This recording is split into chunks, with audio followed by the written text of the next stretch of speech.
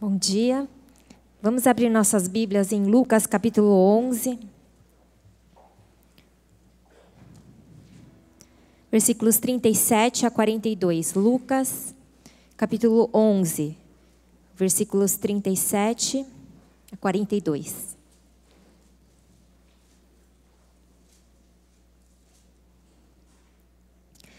Tendo terminado de falar, um fariseu o convidou para comer com ele. Então Jesus foi e reclinou-se à mesa. Mas o fariseu, notando que Jesus não se lavara cerimonialmente antes da refeição, ficou surpreso. Então o Senhor lhe disse: Vocês, fariseus, limpam o exterior do copo e do prato, mas interiormente estão cheios de ganância e de maldade. Insensatos, quem fez o exterior, não fez também o interior? Mas deem o que está dentro do prato como esmola, e verão que tudo lhes ficará limpo.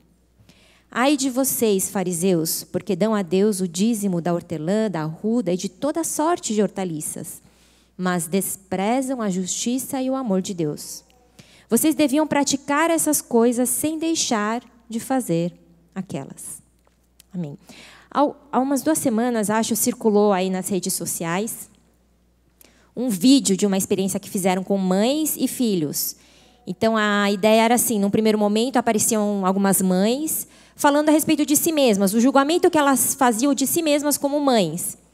E, geralmente, o julgamento que as mães fazem de si é mais depreciativo, tem aquela exigência, cobrança, não sou uma boa mãe, queria ser mais paciente com meus filhos, queria poder passar mais tempo, dar mais atenção. E esse era o teor das declarações aí das mães. E logo em seguida, então, eles mostraram a declaração dos filhos dessas mães, filhos e filhas, dizendo qual era o julgamento desses filhos em relação à sua mãe. E sempre era positivo.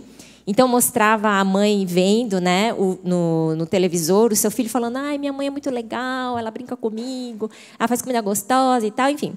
E aí as mães se emocionavam, choravam. E aí foi uma coisa, né? O pessoal deu like, compartilhou, aquela emoção. E eu achei interessante, mas eu fiquei pensando, será que no meio dessa experiência não teria havido filhos que falaram de suas mães de forma pior do que o julgamento que elas mesmas teriam feito de si? E eu acredito que deve ter sim havido, mas lógico, o vídeo não venderia tanto quanto esse, né, em que as crianças apresentam um conceito a respeito de suas mães mais elevado do que as próprias mães tinham de si mesmas.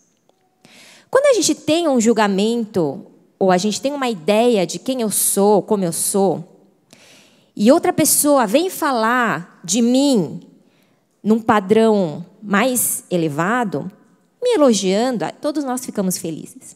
O problema é quando eu acredito que eu atinjo uma certa nota de boa pessoa, e alguém vem falar para mim de mim mesmo, no conceito inferior.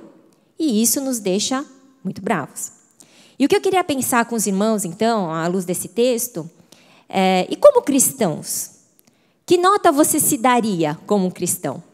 Se a gente fizesse essa experiência e você tivesse que fazer uma declaração a respeito de que tipo de cristão você é, o que você falaria a respeito de você mesmo? E depois, o que será que Deus falaria a respeito de você? O problema que Jesus aponta aqui, a tensão com a qual Jesus está lidando nesse texto que nós lemos, é porque os fariseus, esses que Jesus repreende, eles tinham a respeito de si mesmos um conceito mais elevado do que aquele que Deus tinha a respeito deles. Então, esse texto ele nos alerta para o problema de acreditarmos que temos virtudes e méritos que, na realidade, não temos. Quem eram os fariseus? Eram religiosos que conheciam a lei de Deus como ninguém. E não somente conheciam muito bem a lei, como a praticavam rigorosamente. Até mesmo nos seus pormenores. Os fariseus, quando a gente estuda ao longo dos evangelhos, eram aqueles que faziam muitas orações, que sabiam orar assim, eloquentemente. Algumas de suas orações eram até bem longas. Eram religiosos que jejuavam frequentemente.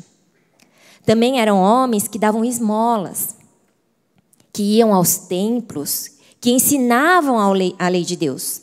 E aqui a gente pode observar Jesus dizendo que eram homens que davam o dízimo de sua renda, porque dar o dízimo fazia parte da lei judaica. Mas Jesus diz que eles não somente davam o dízimo de sua renda, mas eles davam o dízimo também das hortaliças. Isso quer dizer o quê? Que eles plantavam a hortelã e outras plantinhas ali no seu quintal. E até o dízimo daquelas plantinhas os fariseus entregavam a Deus. Não sei como eles faziam a conta, mas é isso que Jesus está dizendo. Quer dizer, o rigor, a disciplina, a seriedade com que eles cumpriam a lei eram, de fato, surpreendentes. E uma das leis que eles conheciam e cumpriam muito bem era a limpeza, a purificação antes de se alimentar, ou lavar as mãos. E a gente pode ver em outros episódios também que são registrados, documentados nos evangelhos, que os fariseus questionam Jesus. Puxa, por que os seus discípulos comem sem lavar as mãos e assim por diante? E aqui nesse dia, Jesus ele foi convidado a comer na casa do fariseu. E a Bíblia diz que o fariseu ficou surpreso, porque Jesus chegou lá e ele começou a comer sem lavar as mãos. O mestre da lei, Jesus, o mestre dos judeus, não estava cumprindo uma lei simples, que era lavar as mãos antes de comer. E o fariseu, então, ficou surpreendido com essa negligência, digamos assim, de Jesus. Muito bem, então, se esses fariseus são esses religiosos que conhecem bem a lei, que a cumprem como ninguém, por que eles foram tão severamente repreendidos por Jesus em tantos e tantos momentos? Raça de víboras, o pai de vocês é o diabo e assim por diante. Qual era o problema do chamado fariseu? Versículo 39, pode mostrar para a gente na tela, por favor. Vocês, fariseus, Jesus diz, limpam o exterior do copo e do prato, mas interiormente estão cheios de ganância e de maldade. Essa é a primeira resposta a essa questão. Por que os fariseus, que eram tão bons, tão perfeitos, tão religiosos, tão aparentemente santos, porque eles são duramente criticados e condenados por Jesus? Porque Jesus vai dizer e vai mostrar para eles que existe uma contradição ali presente na sua religião, no seu modo de viver a fé. É uma contradição, uma incompatibilidade entre o exterior e o interior. Então, exteriormente, estava tudo ok, eles limpavam, eles estavam fazendo o que era necessário. Mas Jesus está dizendo que o seu interior não estava acompanhando o exterior, ou era diferente. Se nós pudéssemos parafrasear esse versículo, se eu pudesse fazê-lo, eu diria assim, Jesus dizendo, aparentemente, exteriormente, visivelmente, vocês são santos, mas o seu coração está apodrecendo, cheio de pecado. Vocês praticam uma religião de aparência, mas o seu caráter não foi tratado. Em outras palavras, as obras que os fariseus realizavam não expressavam aquilo que eles eram. Então, eles faziam aquilo não porque eles eram bondade, amor, disciplina e fidelidade. Eles não eram nada disso, mas eles faziam aparentando ter bondade, fidelidade, amor e santidade. Então eu fiquei pensando, por que será? Porque deve ser difícil, né? Se a gente for falar de uma forma mais grosseira, o problema dos fariseus é que eles viviam fingindo que eram uma coisa que não eram. E a gente sabe que é difícil você viver assim, né? Tentando agradar o outro. Na verdade, não é aquilo que você quer fazer, não é aquilo que você quer dizer. Você não pensa daquela forma, mas você faz aquilo, força a barra, finge ser alguém que você não é, para cumprir um protocolo ali, para apresentar uma ação que seja agradável a quem quer que seja. Então, é mais difícil você ter que fazer coisas que não condizem com quem você é, do que fazer coisas que brotam naturalmente de você. Estou com raiva, eu vou xingar mesmo. Né? O difícil é quando você está com raiva e você tem que elogiar. Então, se isso é mais difícil, por que os fariseus se davam a esse trabalho? Por que eles viviam assim? se esforçando, carregando esse jugo, essa cobrança, para fazer aquilo que não era natural. Por que será? E aí eu penso se a gente não pode encontrar aí 3 razões. Primeira, praticamos obras que não condizem com quem somos, talvez porque procuramos compensar o nosso caráter, o nosso pecado que está no interior, fazendo coisas boas. Assim, tapeando, entendeu? Então, na verdade, eu sinto uma raiva muito grande, e aí eu tenho aquela culpa, e eu não sei como lidar com ela, e eu não consigo ser diferente. Então, para dar uma tapeada, aí um dia eu vou lá, dou uma esmola, pago um jantar para alguém. E aí eu vou assim, tentando compensar diante de Deus. Com as minhas obras. Aquilo que, na verdade, eu sou. A segunda razão, talvez, porque nós praticamos obras que não condizem com quem somos, penso se talvez não possa ser porque estamos mais preocupados em agradar aqueles que podem ver as nossas obras do que aquele que vê o nosso coração. Se sabemos que Deus conhece o nosso coração e que nenhuma obra que fizermos pode enganar a Deus a respeito de quem de fato somos, mas mesmo assim não estamos gastando tempo para ser tratados em nosso interior, em nosso caráter, para nos tornarmos como Cristo, a semelhança dele, a cada dia mais, e assim ser aprovados por Deus, mas estamos gastando tempo, ignoramos isso, e fazendo coisas. Isso mostra e denuncia que estamos mais interessados em agradar aqueles que podem ver as obras, porque Deus, ele não vai se agradar com as obras, apenas se o meu coração for destoante disso tudo que eu estou praticando. Agora, se o nosso interesse de fato é agradar aquele que pode ver o nosso coração, então nós vamos gastar mais tempo, vamos investir, vamos clamar, vamos chorar, vamos nos humilhar e entender e pedir: Deus, faz de mim uma oferta, um sacrifício agradável a Ti, de mim. O meu coração. De que sacrifício vocês acham que eu preciso, diz Deus? Da gordura de carneiros, do sangue de bois? O sacrifício que me agrada é o coração contrito e humilhado. Então, por que nós praticamos, nós nos cansamos em viver uma vida assim mascarada, fingindo, forçando a barra, querendo provar coisas? Porque fazemos aquilo que não brota do nosso coração, não condiz com o nosso coração. Primeira razão, talvez porque nós estamos tentando compensar uma coisa com a outra. Segunda razão, talvez porque estamos mais preocupados em agradar aqueles que podem ver as nossas obras, as pessoas, e não tanto a Deus que pode ver no nosso coração. E a terceira razão, penso, se não é, porque, sinceramente, nós acreditamos que o nosso coração é bom. Eu penso se esse talvez não seja o pior dos casos. Eu sinceramente acredito que eu sou bom e por isso eu estou fazendo aquilo. Ou, talvez, eu estou fazendo aquilo e conforme eu vou fazendo, eu acho que aquilo vai me tornando bom. E aí a coisa se confunde no meio do caminho e no final das contas, sinceramente, eu acho que eu sou bom e que meu coração pode ser aceito por Deus. Eu imagino que essa terceira hipótese seja a mais próxima da realidade dos fariseus. Bom, a respeito dessa primeira razão, né, que é compensar o nosso caráter, o nosso pecado com as obras, nós bem sabemos que nossas obras não podem compensar o nosso caráter. Em outra passagem, em Mateus, capítulo 15, muito semelhante a essa, mas que é numa outra ocasião que acontece, Jesus ele está dizendo aos fariseus de novo, né?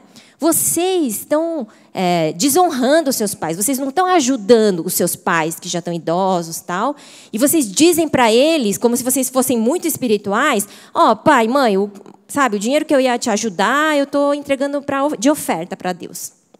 Vocês são uns hipócritas. Jesus está repreendendo os fariseus. E aí Jesus diz aquela famosa passagem que muitos irmãos devem conhecer: não é o que entra pela boca que contamina o homem, mas é o que sai dele. Então, não adianta querer aparentar, enfeitar, porque eu estou vendo tudo, é o que Deus está dizendo. Porque o que sai de nós revela o que somos em nossa essência, o nosso ser. Então, não dá para compensar o pecado, um caráter desvirtuado de Deus, do caráter de Jesus, com obras. Segunda hipótese, estamos mais preocupados em agradar aqueles que podem ver as nossas obras do que agradar àquele que pode ver o nosso coração. Nós sabemos que quando nós impressionamos as pessoas com as nossas obras, e isso é perfeitamente possível, nós vamos ter um retorno, as pessoas vão nos reconhecer, vão nos aplaudir. Só que essas pessoas que nos reconhecem, que nos aplaudem, elas não podem nos salvar. O único que pode nos salvar é aquele que vê o nosso coração. Em que estamos interessados? Em receber aplausos, reconhecimentos, aqui nessa terra? Ou ser aprovados e salvos por aquele que pode ver o nosso coração? Acredito que essas duas primeiras opções a gente consegue resolver assim, de uma maneira mais simplificada, não tão complicada. Agora, e a terceira hipótese? Quando a pessoa sinceramente crê, não, eu sou bom, eu faço isso porque eu sou uma pessoa boa, o meu coração é bom, mas está enganado, porque os fariseus acreditavam nisso. E Jesus está falando, não, o interior de você está cheio de ganância e maldade. Vocês estão limpando o exterior, mas não adianta nada, porque dentro está sujo, você acha que eu não sei? É isso que Jesus está falando a esses fariseus que sinceramente, sabe que sinceridade não adianta nada. Porque sinceridade não é verdade, não é mesmo? Algumas pessoas dizem, não, eu sou sincero com Deus. Ó Deus, não quero viver uma vida obediente a Ti. Parabéns pela sua sinceridade. Mas a nossa sinceridade não vai nos libertar do nosso pecado. Então, a gente precisa levar a nossa sinceridade para a cruz. Então, como que a gente, avaliando e analisando a nossa própria vida como cristãos, que estudam a lei de Deus, que conhecem a palavra, que estão praticando, se esforçando para viver em obediência à palavra, como podemos nos certificar se o nosso coração está conforme o que praticamos ou não, ou se eu mesmo não sou esse fariseu que Jesus está repreendendo? Versículo 42 nos ajuda a responder essa questão. Versículo 42, por favor. Ai de vocês, fariseus, porque dão a Deus o dízimo da hortelã, da arruda e de toda a sorte de hortaliças, mas desprezam a justiça e o amor de Deus. Como eu falei, os fariseus eram absolutamente zelosos na prática da lei. Conheciam e praticavam diligentemente a sua religião. Davam dízimo da sua renda e das plantinhas que eles plantavam, da hortelã e até das hortaliças. Mas qual era o problema da religião dos fariseus? E eu pensei numa ilustração que seria como um caderninho com uma lista de leis, de regras que precisam ser cumpridas. Então, a religião dos fariseus seria como esse caderninho. Número 1, orar. 2, jejuar. 3, ir ao templo, dar esmolas, e cantar louvores, e ensinar a Bíblia. E aí, todos os dias, o fariseu abre o seu caderninho e ele pensa, será que eu fiz isso? Aí, hoje eu orei. Aí ele tica lá. O check, né, que ele faz. Aí, jejuar. Essa semana eu jejuei 2 vezes. Aí, tica. Essa semana eu fui na igreja, tica. Eu estou servindo departamento X. Aí tica, aí vai ticando. Então é assim que funciona a religião do fariseu. É ele e o seu caderninho, a lei. É só isso que ele precisa. E aí ele abre o caderninho e ele vê todos aqueles tiques. Nossa, como eu sou bom. Então ele sinceramente acredita que ele é bom. E ele está fazendo tudo aquilo. E como ele pode não ser aprovado por Deus? É a grande questão. Então ele fica feliz, satisfeito com si mesmo. Esse é o problema da religião do fariseu. Porque a religião do fariseu só precisa dele e do seu caderninho, do seu conjunto de regras. E aí ele fica feliz com o caderninho fica feliz com ele, e está tudo bem. A esses, Deus está dizendo, vocês dão dízimo, vocês têm o caderninho, vocês têm tudo ticado ali, vocês têm sido perfeitos, zelosos no cumprimento da lei. E isso também é importante, porque no final desse versículo 42, Jesus vai dizer, vocês deveriam praticar essas coisas sem deixar de praticar aquelas, façam as duas coisas.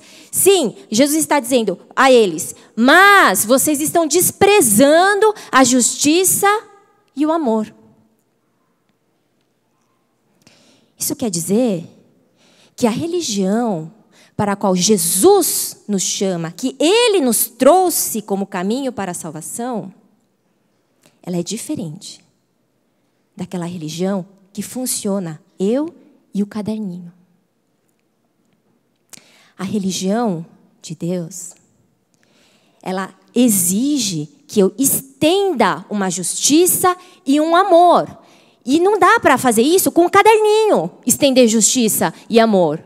Eu preciso de pelo menos mais 2 pessoas ali no cenário da minha vida. Que é Deus, porque eu recebi a justiça e o amor dele é que eu posso estender essa justiça e esse amor ao meu próximo. E quem é a outra pessoa? O próximo. Então, essa é a reflexão que eu gostaria de fazer com os irmãos nesse momento. Quem é o seu próximo? Existe um próximo na sua vida? Quando você pratica a sua fé, a sua religião, o seu relacionamento com Deus, existe quem é o seu próximo? E eu tenho estendido a esse próximo justiça e amor? Porque se eu falo, nossa, calma, não tem próximo na minha religião, na fé que eu vivo. Então, a religião que eu vivo é a religião do fariseu, que funciona muito bem, eu e o caderninho.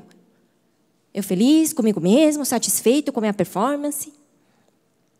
Mas Jesus está dizendo, essa religião não vai te salvar. Não é a vida que eu trouxe a vocês através da cruz e da ressurreição. Precisa ter um próximo. Então, voltando àquela pergunta, como podemos nos certificar de que o nosso coração está reto diante de Deus? De que, de fato, as obras que estamos praticando são fruto de quem eu sou, do meu caráter? Veja se há um próximo perto de você. Então, quando a minha religião é a religião do fariseu e funciona eu e o caderninho, eu vou dizer assim, não, ó Deus, o Senhor se agrada de mim, né? Porque, olha, eu estou cumprindo tudo, tá? O Senhor tem que me dar nota 10, aquela coisa, e ninguém que vai argumentar o quê, não é verdade? Agora, quando pensamos que vamos ser analisados à luz do próximo, daí não dá só para você chegar e falar, não, gente, eu estou fazendo tudo certinho, ó. Porque aí Jesus vai falar, peraí, deixa eu ver, deixa eu perguntar para o seu próximo se ele está recebendo de você justiça e amor.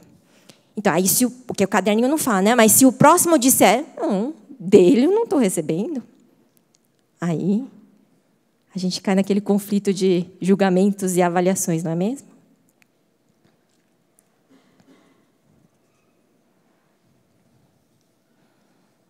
Então, Jesus está dizendo ao fariseu, você está limpando o exterior do copo, do prato, praticando boas obras, dando dízimo, até mesmo das hortaliças. Muito bem, agora deixe-me ver se você tem sido bondoso, se você tem praticado a minha justiça e o meu amor para com o seu próximo. Deixe-me ver.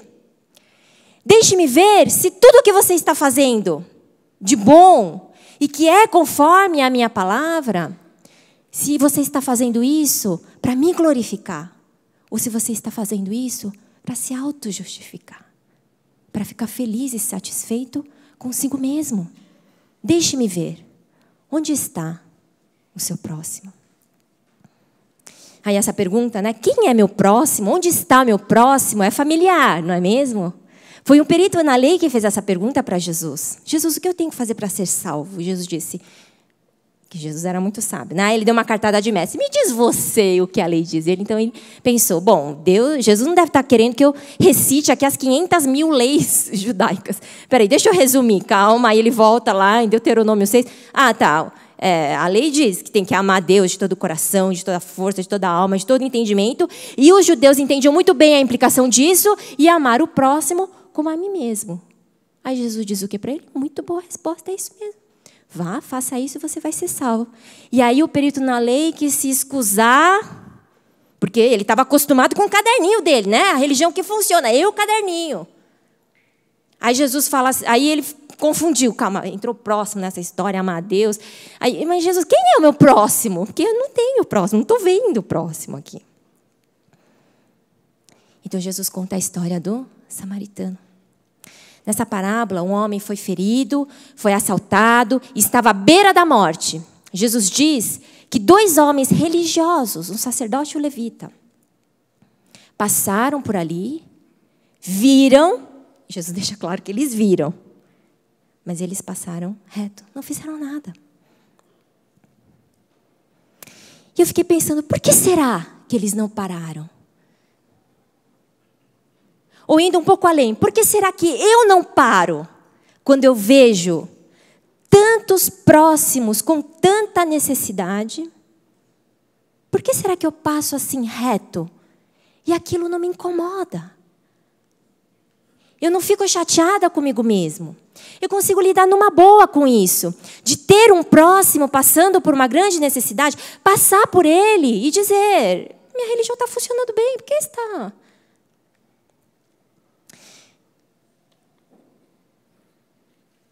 Talvez porque, em primeiro lugar, estamos satisfeitos conosco mesmos, com essa religião, porque está funcionando, eu e o caderninho, eu feliz comigo, com minhas realizações, está bom assim.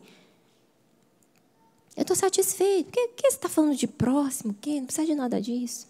Talvez seja essa a razão. Ou talvez porque a gente não consegue associar. Mas o que ajudar o próximo tem a ver com a fé, com a salvação? Porque eu não sou salvo por obras, não é mesmo? Eu sou salvo pela graça. É verdade.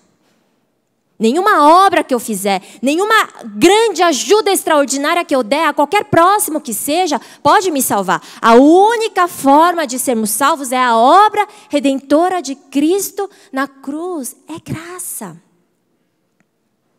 Mas o que os fariseus não entendiam, o que nós temos dificuldade para entender, é que salvação e obras estão inteiramente ligadas. No seguinte sentido, quando eu sou salvo, necessariamente, eu produzo obras que são de acordo com Cristo que agora habita em mim. E que por isso eu posso dizer que sou salvo. Então, talvez o sacerdote e o levita que passaram reto, talvez eu que passo reto, sem ficar tão incomodado assim, é porque eu já estou garantido, sabe? Eu já estou salvo. Não é aquela história dos homens que depois que casam engordam 10, 15, 20 quilos, né? Já casei, né? Aquela história. Mas já estou salvo, por que tem que me esforçar para fazer um monte de coisa lá? Não é isso que vai... Já estou salvo, já está garantido. E Jesus está dizendo que não. Que só praticar as leis e lidar com a religião do caderninho não é suficiente. Que é preciso praticar a sua justiça e o seu amor. Nós podemos entender melhor essa dinâmica, esse relacionamento entre a nossa salvação e as obras, através da narrativa de Lucas, no capítulo 7, daquela mulher pecadora que vai ao encontro de Jesus na casa de um fariseu. Ela não foi convidada para aquele jantar, mas ela entra lá e aí ela dá um show aqui naquele lugar, o pessoal xingando, essa pecadora. E ela chega, ela chora aos pés de Jesus, e ela enxuga os pés de Jesus com seus cabelos, ela derrama, ela unge Jesus com o perfume. Aí o pessoal fala, é louca, o que essa mulher está fazendo esse perfume? Meu Deus, um dinheirão. E Jesus diz o quê? Os muitos pecados dela lhe foram perdoados, pois ela amou muito. Em outras palavras, as atitudes dela eram evidência de que ela havia sido salva. Não, ela não foi salva porque ela derramou perfume, porque ela praticou boas obras para Jesus. Não. É porque ela havia sido salva. é que ela estava praticando tudo aquilo. Então, a prática, as obras, a extensão da justiça e do amor de Deus ao próximo são prova, evidência de que fomos salvos. Então, quando analisamos a nossa vida, não encontramos um próximo ao nosso redor, não conseguimos, somos incapazes de viver uma vida para satisfazer a necessidade do outro, mas vivemos uma vida centrada em satisfazer as minhas próprias necessidades. E não só satisfazer as minhas necessidades, mas ostentar o desejo, a cobiça da minha carne. Talvez, se estamos vivendo essa vida, isso seja evidência de que não somos salvos. Então, Jesus continua a parábola dizendo que um samaritano, ele não era um daqueles fariseus, sabe? Que conhecia todas as leis e praticava bem. Ele era um Zé Ninguém, um samaritano. É rejeitado. Ralé da sociedade. Mas Jesus disse que é ele que vai parar, vai tirar das coisas dele o óleo, o azeite, vai derramar ali nas feridas. Jesus diz que ele coloca o homem ferido em cima do seu próprio jumento e leva, e ele tira do seu próprio bolso o dinheiro para pagar a hospedagem, o cuidado daquele homem. Em outras palavras, esse samaritano faz o que Jesus, no versículo 41 desse texto que lemos hoje, diz: deem o que está dentro do prato como esmola, e verão que tudo lhes ficará limpo. É o que o samaritano fez. Ele tirou do seu prato e deu como esmola. Na verdade, essa frase pode ter outras traduções, e o verdadeiro significado dessa frase é a seguinte: Jesus está dizendo: deem o que está dentro do prato de vocês como esmola, e então vocês vão dar a evidência de que vocês estão limpos por dentro. É isso que quer dizer essa frase. Porque é nesse contexto que Jesus está falando, né? Vocês limpam o exterior, mas o interior está cheio de sujeira. Dê o que está dentro do prato como esmola, e aí isso vai ser a evidência de que dentro também está limpo. Então não adianta ficar mantendo no prato tudo aquilo e ficar limpando e enfeitando fora. E quando a gente fala de esmola, o conceito moderno de esmola é assim, migalhas, né? Uma moedinha aqui, uma ali. Esmola é um negócio que você dá lá no farol, 10 centavos. Só que quando você estuda, porque o dar esmolas fazia parte da lei da tradição judaica, e isso vem desde o Antigo Testamento, quando Deus dá uma série de orientações a seu povo, e sempre Deus está orientando ao seu povo e preocupado com o atendimento das necessidades do pobre, do estrangeiro, da viúva, do órfão. É dali, é dessa raiz histórica que vem, então, a prática de dar esmolas. Dar esmolas não está ligado com algo que eu preciso praticar para ser aprovado por Deus. Dar esmolas, do ponto de vista de Deus, é o que eu dou para satisfazer a necessidade de quem está em necessidade. Isso muda tudo. A forma como eu sirvo, como eu estendo e pratico a justiça e o amor. Então, é como... Eu passo muito mal quando eu engravido, nos primeiros meses, muito. Eu vomito tudo. Mas aquele começo, assim, você fica com vontade de comer várias coisas, né? E eu me lembro de uma gravidez, na verdade, eu não lembro se era a primeira ou a segunda, que eu queria comer muito aquele macarrão gelado coreano, sabe? Que tem o caldo gelado e tal. E é um prato caro, na verdade, né? Que comida coreana é cara. Só que toda semana eu tinha que comer. E tinha semana que eu tinha que comer 2 vezes, né? E o meu marido, vamos lá, né? Falei, ai, quero comer nem mel. Vamos lá, e pagava. E aí eu comia o nem mel, me esbaldava assim, virava o prato, aquele caldo, né? Grávida comendo, uma coisa doida, né? E depois eu chegava em casa e botava tudo para fora. E meu marido falava, mas que daí um dia, acho que ele também não aguentou, né? Aí ele só comentou, assim, ele não estava reclamando, né? Mas ele comentou, puxa, que desperdício, né? Mas paga mó caro, nem mel, né? Aí você chega em casa, vomita tudo, não sobra nada, né? E aí eu chorei. Tá? Eu não sou muito que chora, assim, mas quando a gente está grávida, a gente fica tudo muda, né? Fica meio doida a mulher, assim. E aí eu chorei. Você, né? Aquela coisa toda. E não é uma história que eu vou contar para ele nos próximos 50 anos de casado, né? Fiquem tranquilos, né? Meu marido também pode ficar. Mas ainda assim, ele, nossa, desculpa, não era essa a intenção, aquela coisa. Fizemos as pazes. Falei, então vamos comer Naengmyeon. Tá. Daí a gente foi. E depois disso, ele continuou pagando Naengmyeon. E eu continuava comendo e vomitando, aquela coisa. Mas ele continuava pagando. Em nenhum momento ele ia dizer, não, agora chega, porque faz as contas, não fica nada aí, e aí, né? Estou dando a esmola, estou dando ajuda, estou satisfazendo essa sua necessidade e não fica nada, não. Porque ele me ama e simplesmente porque era uma necessidade minha, desejo de grávida é necessidade, assim, mais ou menos, né? Porque era uma necessidade, ele me dava. É essa a justiça e o amor que Jesus está dizendo aos fariseus, aqueles que estavam satisfeitos com o seu caderninho. Não é assim que funciona. Onde está o seu próximo?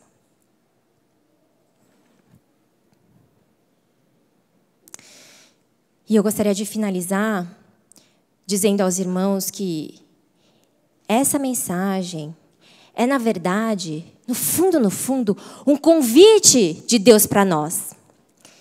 Chega mais perto de mim. Eu vou te inundar com meu amor. Eu vou te amar tanto, mas tanto, que você não vai conseguir conter esse amor dentro de você. Que caderninho, lei, religião, isso é morto. Eu sou um Deus vivo. Eu cuido de você, eu falo com você, eu te oriento, te guio. Eu sou a esperança da sua vida. Eu sou a razão de você acordar de manhã e dizer obrigado. De você ir trabalhar. Eu sou a razão, o centro da sua vida. É esse convite que Deus está fazendo a nós. Porque Ele não vai dizer a nós, você tem que praticar a justiça e o amor. Em nós não há justiça e amor. É o que o apóstolo João fala na sua primeira carta. Porque Ele nos amou, é que nós nos amamos. Primeiro Ele nos amou. Que o Espírito Santo possa nos ajudar a ouvir e compreender esse convite de Deus. Para receber o seu amor. Para aprofundar o nosso relacionamento com Ele. E assim, sermos capacitados a viver uma religião de amor. A dele. A que pratica a justiça e o amor como evidência da nossa salvação. Vamos orar?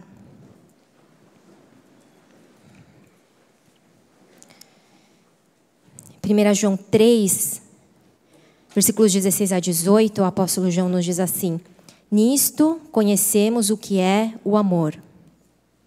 Jesus Cristo deu a sua vida por nós. E nós devemos dar a nossa vida por nossos irmãos. Se alguém tiver recursos materiais e vendo seu irmão em necessidade, não se compadecer dele, como pode permanecer nele o amor de Deus? Filhinhos, não amemos de palavra nem de boca, mas em ação e em verdade. Vamos ter mais um minuto de oração individual para responder ao Senhor. E então vamos louvá-lo. Pai, não queremos apenas nos contentar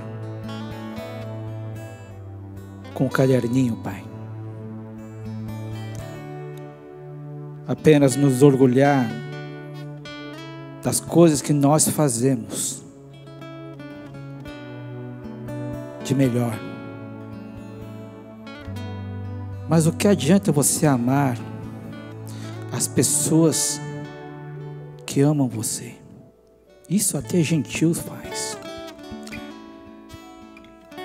Mas a justiça e o amor de Deus vai mais além. Amar os seus inimigos. Acho que é aí que a coisa pega.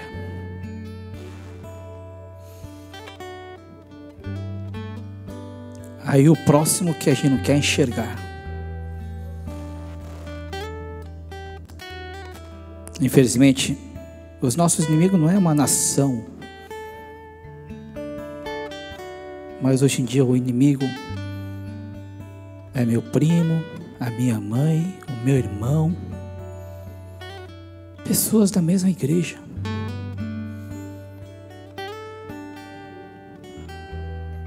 Pai, como é que nós podemos vir aqui adorar o seu nome se os nossos relacionamentos não estão de acordo com a sua justiça e o teu amor, Pai.